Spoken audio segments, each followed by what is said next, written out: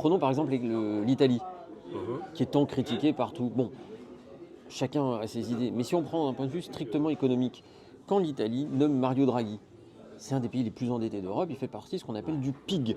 Donc c'est-à-dire, bon, bah, tout est dans le jeu de mots. Voilà, Portugal, Irlande, Italie et Grèce. Et ce qui se passe, et il y avait l'Espagne aussi également. Ce qui se passe, c'est qu'il y a des réformes qui vont être très douloureuses pour ces pays, mais qui vont être faites. Aujourd'hui, l'Italie, qui est entre guillemets plus endettée que la France, la dette italienne n'appartient pas à des investisseurs étrangers, Ben elle voilà. appartient aux Italiens.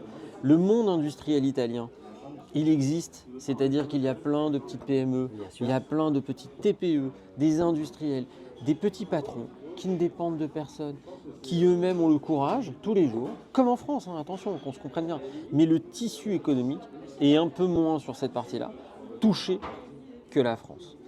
L'Italie a donc Mm. su renverser la vapeur, l'Espagne est en passe de le faire, l'Irlande, où c'était chaotique, est devenue un bon élève, sans être un très bon élève, est devenu un Ouais, bon bien sûr. élève de l'Europe. Alors attention, avec aussi des méthodes bon, qui sont les leurs, notamment pour les grandes entreprises qui ont une Oui. fiscalité particulièrement favorable Ah ben, à c'est elles. sûr que nous, on est à l'opposé de ça. Alors c'est